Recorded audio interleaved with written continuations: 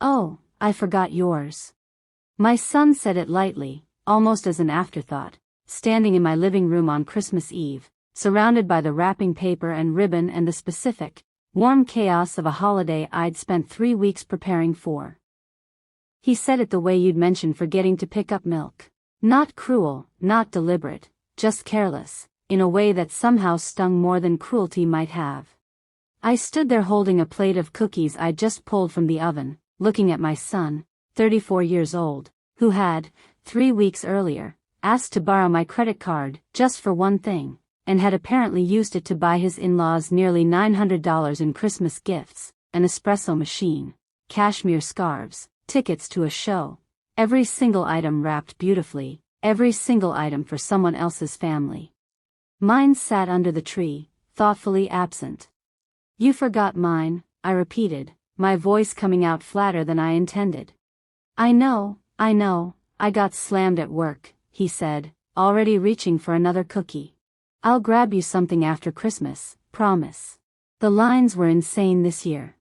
I want to tell you how I got from a mother who happily handed her son her credit card 3 weeks earlier, to a woman standing in her own living room on Christmas Eve, quietly doing math on $900 and a lifetime of being the person who was always, somehow, an afterthought. My name is Nancy.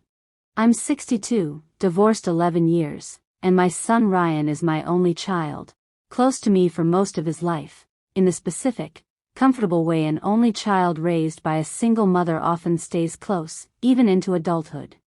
When he married Jessica 4 years ago, I welcomed her warmly, genuinely, hoping for the kind of relationship that would expand our small family rather than complicate it. It's expanded, in some ways. I've also noticed, over those 4 years, a slow, gradual shift in how Ryan and I relate to each other financially, small at first, easy to explain away, until it became something I could no longer quite ignore. It started 3 years ago, when Ryan and Jessica were saving for their wedding, and Ryan asked if he could borrow my card for a catering deposit, promising to pay me back within the month. He did pay me back, that time, in full, right on schedule, and I remember feeling proud of him for it, proud of the responsible young man I'd apparently raised. The pattern shifted gradually after that. A car repair loan that took 4 months to repay instead of 1. A vacation deposit that somehow became my card covering the whole trip, temporarily, while Jessica's student loan payment cleared. Each time, individually, felt manageable, explainable, the kind of small financial flexibility any mother might extend to her adult child during a rough patch. I want to be honest about something. I didn't mind helping, most of the time. I have a comfortable pension from 30 years of teaching, a paid-off house, more financial security in my 60s than I ever expected to have as a single mother who once counted every dollar carefully. Helping Ryan felt, for a long time, like a genuine pleasure rather than a burden, a way of using the security I'd built to make his life a little easier, the way I imagine most parents want to, if they're able. What I didn't notice, not clearly, not until this Christmas, was how the asking had changed over those 3 years, from careful, specific requests with clear repayment plans, to something looser, more assumed, more automatic. By this past November, Ryan wasn't really asking anymore, not in the way he used to. He was informing. Hey, can I grab your card for something quick? I'll Venmo you back, he texted me, the first week of December, and I said yes, the way I always said yes, without asking what something quick actually meant. I found out, 3 weeks later, standing in my living room on Christmas Eve, surrounded by beautifully wrapped gifts that weren't mine, exactly what something quick had turned into. The full extent of it came out almost by accident. Jessica mentioned, cheerfully, while helping me set the table for Christmas Eve dinner, how excited her parents were going to be about the espresso machine Ryan had picked out for them. He has such good taste, she said, folding napkins. My dad's going to love it. And the scarves for my mom, he really went all out this year. That's wonderful, I said, smiling, genuinely happy for her, not yet understanding the significance of what she was telling me. Where did you two end up finding everything? The stores have been a madhouse this year. Oh, Ryan handled all of it himself, actually, Jessica said, still folding napkins, entirely oblivious to what she was revealing. He said your card came through for the whole thing. Really saved us this year, with how tight money's been. I felt something in my chest go very still. My card, I repeated slowly. Yeah, he mentioned you'd offered to help out with holiday expenses this year, since things have been tight for us. That was really generous of you, Nancy. Seriously, I hadn't offered anything of the sort. I'd said yes to something quick, 3 weeks earlier, with no idea it had apparently become the entire holiday gift budget for Jessica's parents. I want to tell you about the several hours that followed that conversation, because I think they matter more than the eventual confrontation itself. I finished setting the table. I greeted my sister Patricia when she arrived for dinner, hugged my daughter-in-law's parents warmly when they came through the door, and spent the better part of the evening doing the quiet, careful math of a woman trying to understand exactly how $900 had left her account without her full knowledge, while simultaneously hosting a Christmas Eve dinner she'd spent 3 weeks preparing. I checked my banking app in the bathroom, alone, about an hour into dinner, my hands steadier than I expected them to be. There it was, 3 separate charges over the previous 2 weeks, totaling $874. None of them itemized in any detail beyond store names I didn't recognize as anywhere I'd normally shop. I came back out to the dinner table, smiled through the rest of the meal, and watched Ryan open presents later that evening with the specific, easy confidence of a man who genuinely had no idea he'd done anything worth questioning. It was near the end of the evening, gifts mostly unwrapped, wrapping paper scattered across my living room floor, that I finally asked him, gently, where mine was. Oh, I forgot yours, he said, reaching for another cookie, not even looking up. I stood there, holding a plate of cookies I'd baked that afternoon, feeling something in me that had been quietly accumulating for 3 years finally, completely, come into focus. I didn't say anything else that night, not out of avoidance, but because I understood, standing there with that plate of cookies, that whatever conversation needed to happen wasn't going to be a good one to have in front of Jessica's parents, on Christmas Eve, with the whole evening still stretched out in front of us. I smiled, said something about checking on dessert, and spent the rest of the night doing the thing I'd apparently gotten very good at over the past 3 years, managing my own hurt quietly, in the background, so nobody else's holiday would be disrupted by it. Patricia caught me in the kitchen around 10, both of us alone for a moment while everyone else settled into the living room with coffee and pie. You've been somewhere else all night, she said, not unkindly, watching me carefully. What's going on? I told her, the full story, the borrow it for something quick, text, the espresso machine, the cashmere scarves, Jessica's cheerful mention of how generous I'd apparently been, and finally, the plate of cookies and the words that had settled into my chest like a stone. Oh, I forgot yours. Patricia's face went through several expressions in quick succession, surprise, then something sharper. Nancy. That's $900 he spent on someone else's family, on your card, without telling you the full scope of it. And then he stood there and told you he forgot to get you anything at all? I don't think he meant it maliciously, I said, the same reflexive defense I'd been offering myself all evening. I think he genuinely just didn't think about it. That might be true, Patricia said carefully. But Nancy, I need you to hear something. He didn't think about it isn't actually better than malice, in some ways. It means he's gotten so comfortable with your money being available that it genuinely didn't occur to him it might matter how he used it, or that you deserved something back for it. That's not an accident. That's a pattern that's been allowed to grow for a while. I thought about that conversation for the rest of the night, lying awake after everyone had gone home, running through 3 years of quick loans, and, just this once, requests, each one small enough on its own to seem unremarkable, adding up, I now understood, into something much larger than any single instance had ever suggested. I got up around midnight and did something I probably should have done years earlier. I pulled up my full statement history and actually calculated it, methodically, the way I used to grade papers back when I was still teaching, careful, thorough, unwilling to let myself round down or explain away any of the numbers in front of me. Over 3 years, Ryan had borrowed my card, in various forms, for a total of just over $6,000. Some of it had been repaid, mostly on time, in the earlier years. In the last 12 months, though, the repayment had slowed considerably, smaller amounts coming back, sporadically, while the borrowing itself had increased. The Christmas gifts were simply the most recent, and most visible, example of a pattern that had been quietly accelerating for a while. I sat with that number for a long time, feeling something complicated settle into place. Not quite anger, not quite grief, something closer to the specific, clarifying discomfort of finally seeing a pattern you'd spent years politely not looking at too closely.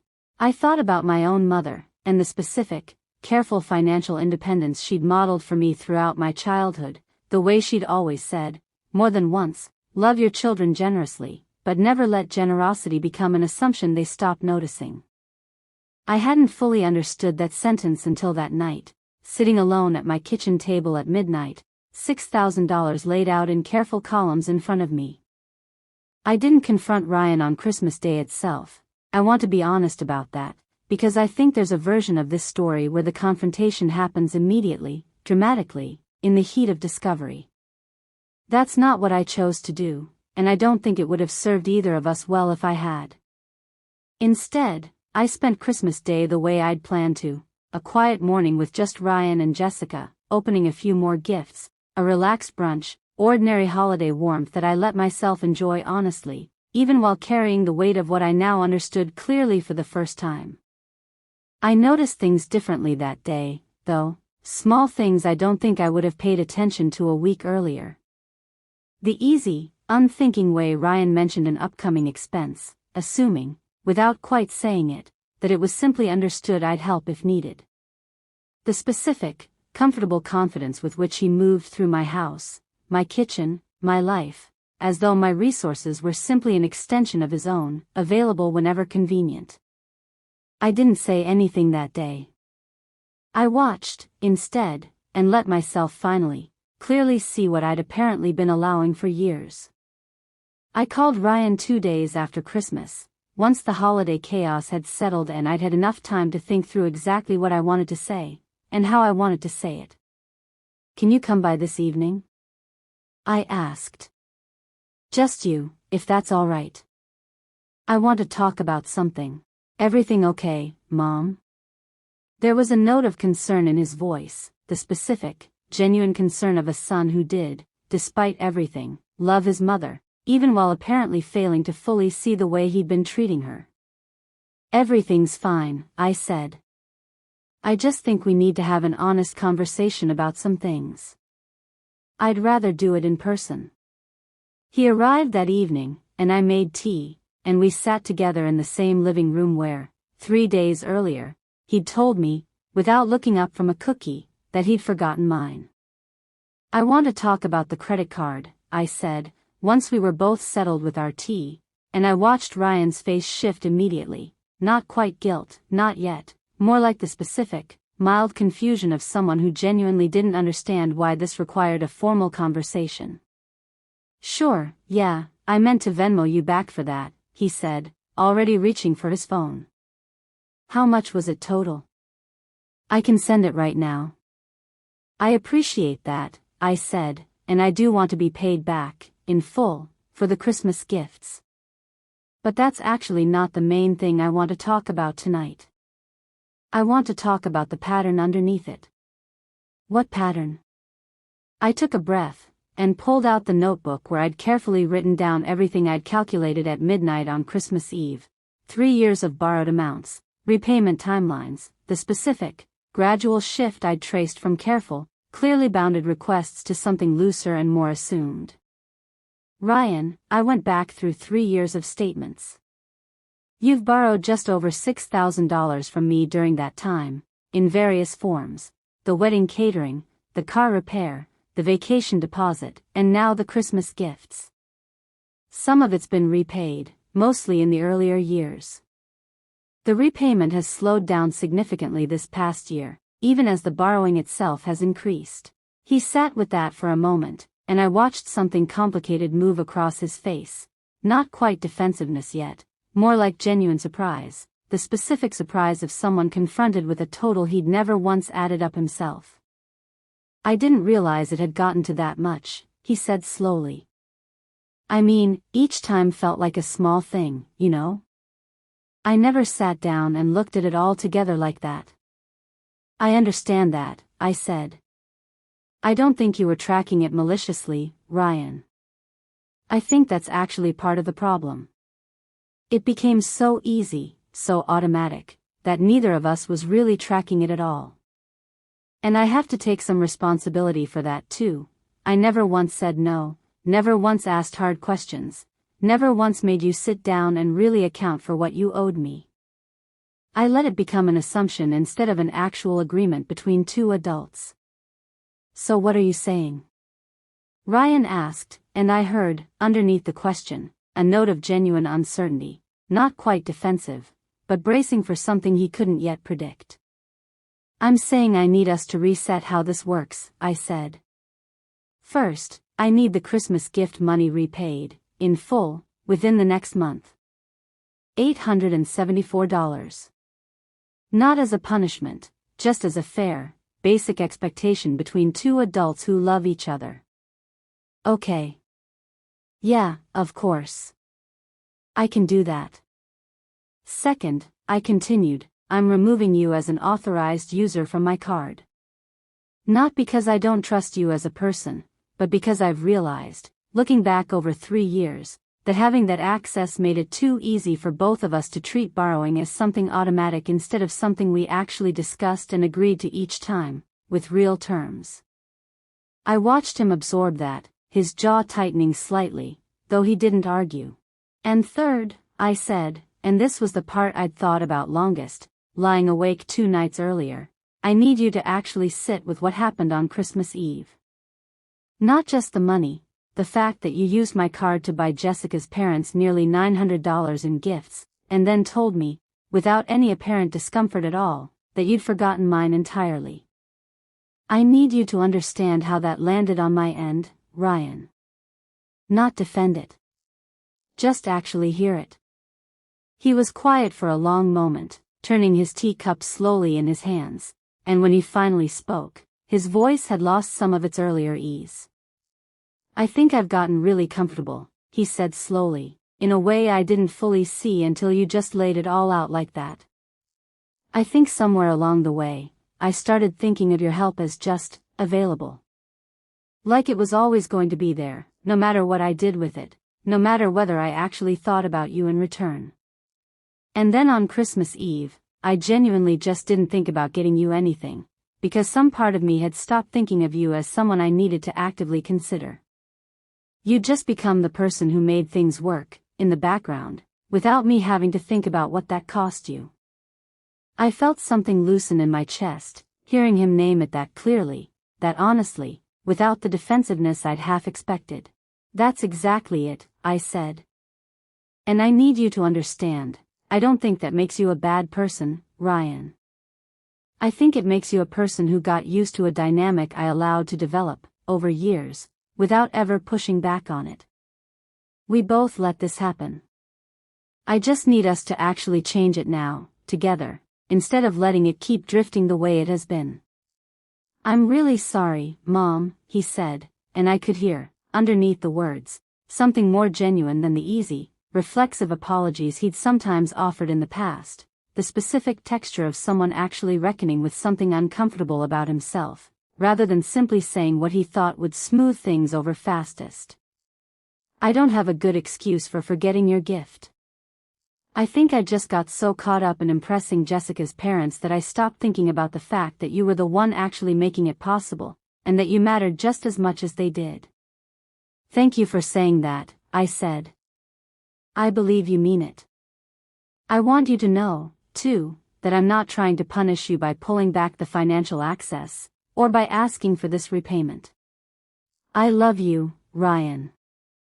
I want to keep helping you and Jessica when I genuinely can, and when it's something we've actually talked through together, as equals, rather than something that just happens automatically because I never say no. That's fair, he said. More than fair, honestly. I think I needed you to actually draw this line. I don't think I would have seen it on my own. We talked for almost 2 more hours that evening, working through specifics, a clear repayment plan for the Christmas gifts, a shared understanding going forward that any future financial help would involve an actual conversation, with real terms, rather than a quick text and an assumption. It wasn't a dramatic, tearful reconciliation. It was something quieter and, I think, more durable. 2 adults, finally being honest with each other about a pattern that had drifted somewhere neither of us had fully intended, and choosing, together, to reset it. Ryan repaid the Christmas gift money within 2 weeks, in full, along with a small, separate gift for me, nothing extravagant, just a book he remembered me mentioning wanting to read, wrapped carefully, with a card that simply said, "I see you now. I'm sorry it took this long." I keep that card in my kitchen drawer, still, months later. Not as a trophy, not as proof of some dramatic victory, but as a small, quiet reminder of the exact moment a pattern I'd let run unquestioned for 3 years finally, honestly, got named out loud by both of us.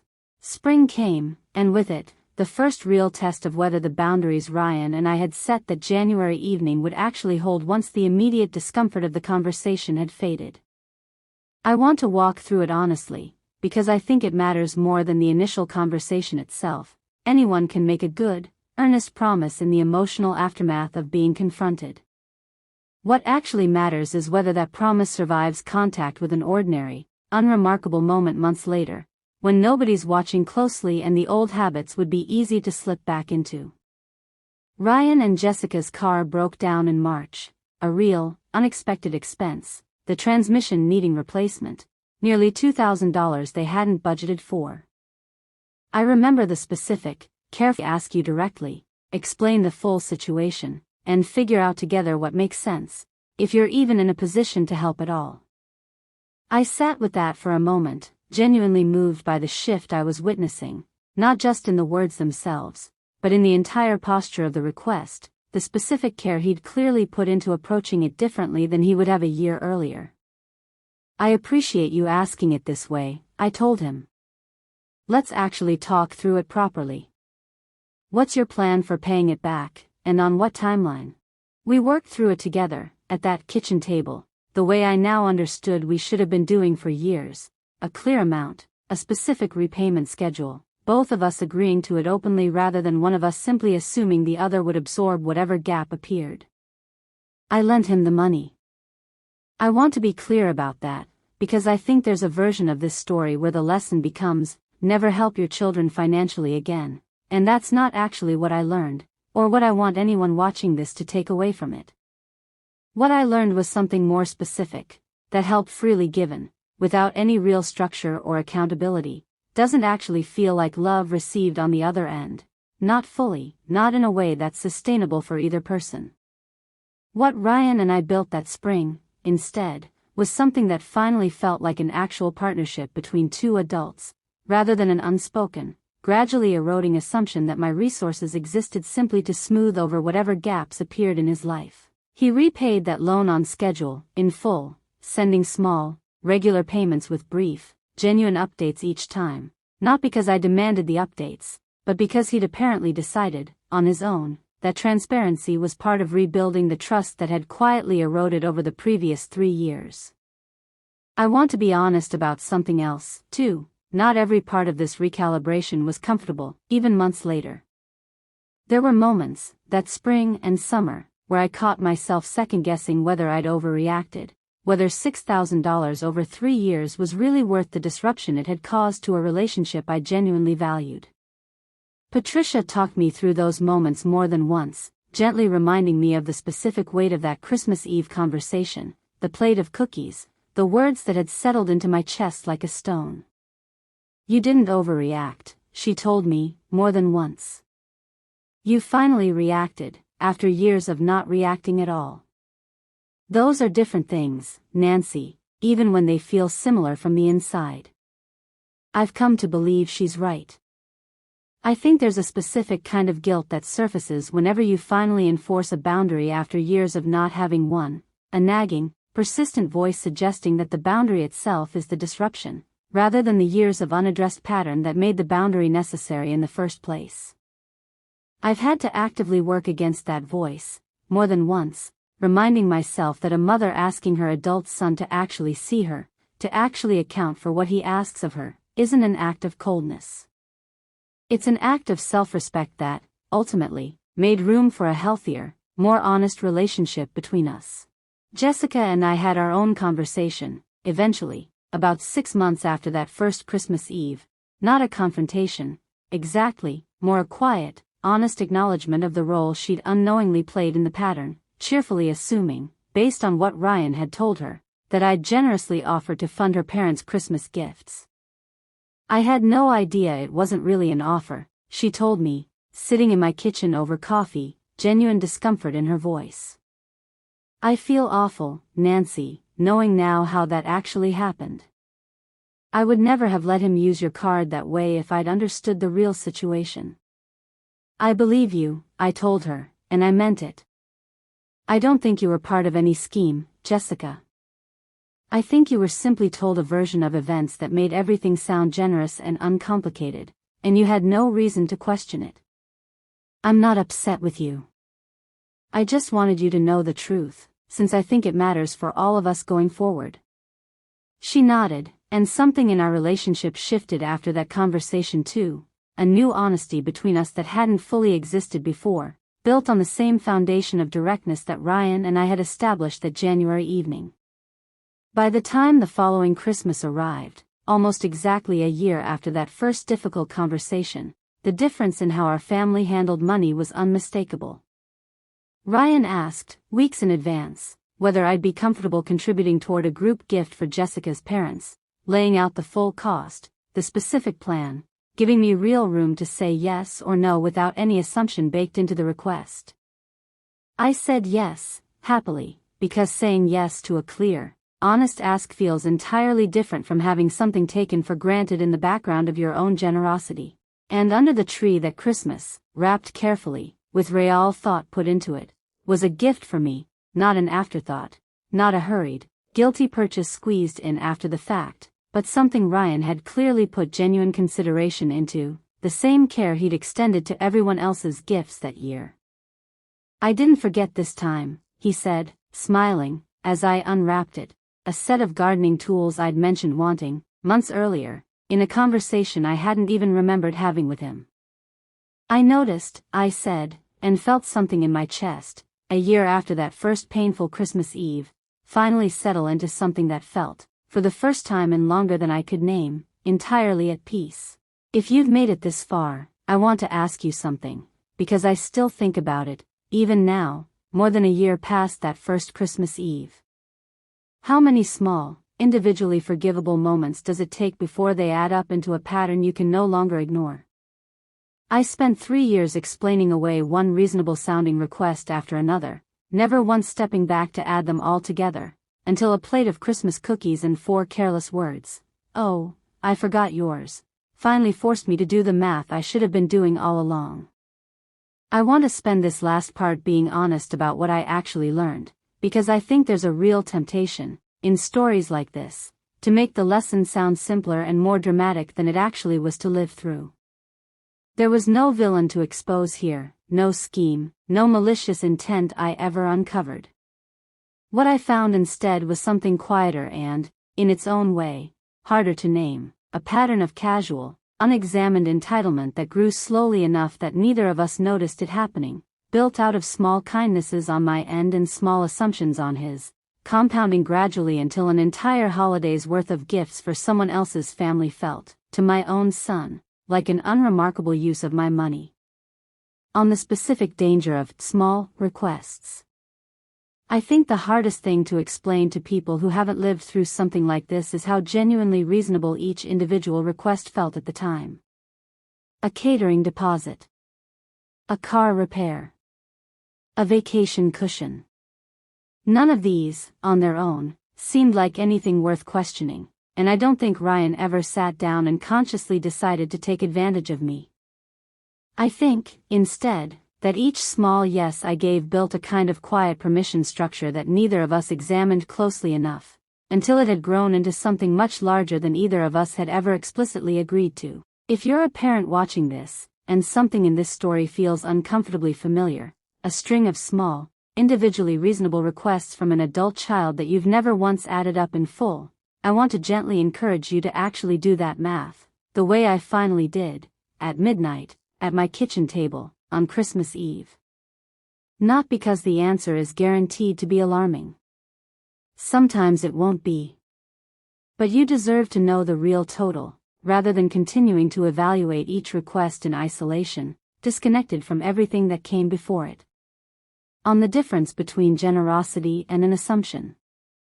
I've thought a great deal, in the months since, about the specific moment generosity quietly transforms into an assumption, because I think that transformation is often invisible from the inside, even to the person doing the assuming.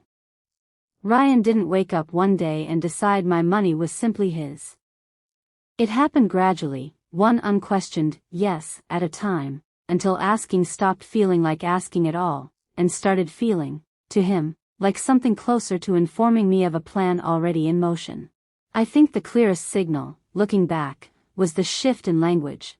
From, "Can I borrow this?" and "Here's my plan to pay you back," to, "Can I grab your card for something quick?"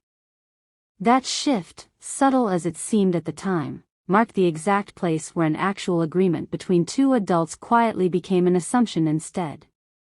I'd encourage anyone in a similar dynamic to listen closely for that shift in language, because I think it's often the earliest, clearest warning sign available, long before the dollar amounts themselves become alarming. On the guilt of finally enforcing a boundary. I want to spend real time on this, because I think it's the part people underestimate most in stories like mine.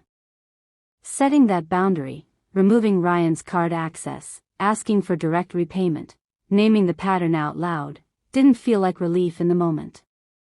It felt, for weeks afterward, like I'd done something wrong, something disproportionate, something that risked the relationship I valued more than almost anything else in my life. That guilt is real, and I don't think it fully disappears just because the boundary itself is justified.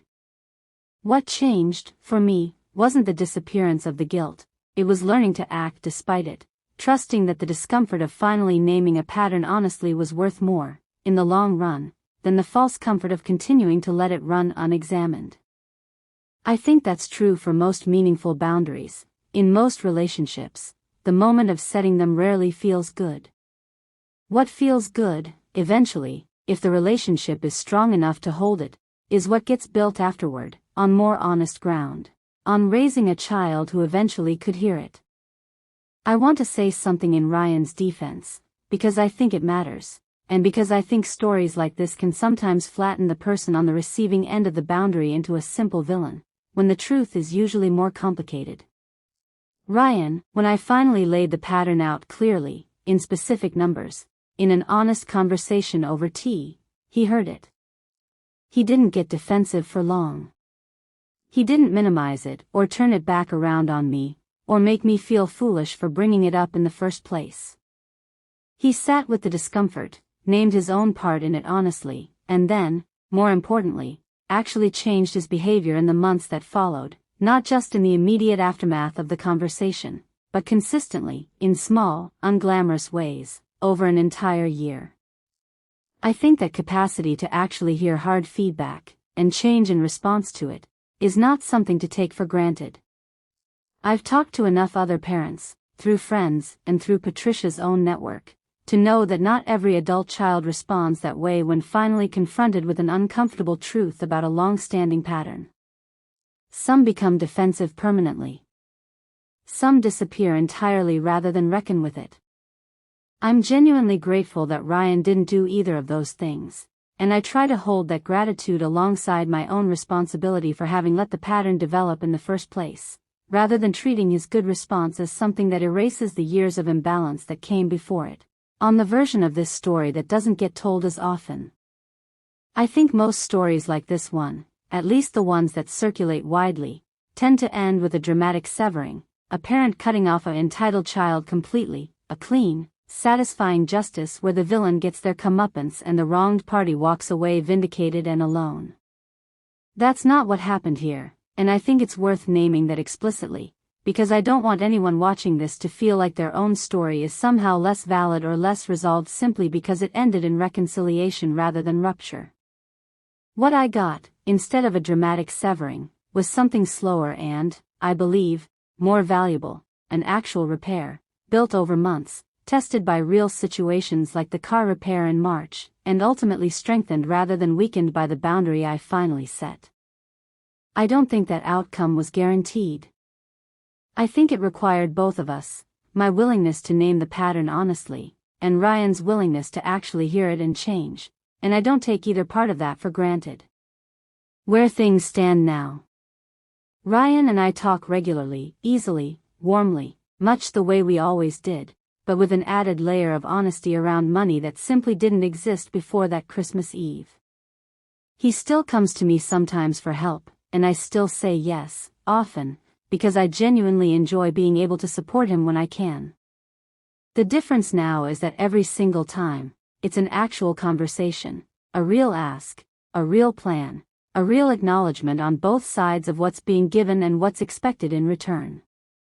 Jessica and I are closer now too, in a way I don't think would have happened without that difficult year, bonded, unexpectedly, by the shared work of rebuilding something more honest between all three of us. And every Christmas Eve since, without fail, there's been a gift under the tree with my name on it, chosen with real care, wrapped before anyone else's, a small, quiet reminder of exactly how far we've come from the year a plate of cookies and 4 careless words finally taught both of us something we should have learned much earlier. If this story meant something to you, tell me in the comments. Have you ever had to do the hard math on a pattern you've been quietly explaining away for years? And if you want more stories like this one, make sure you're subscribed, because sometimes the smallest sentence, for words, spoken carelessly, is the one that finally makes everything else visible.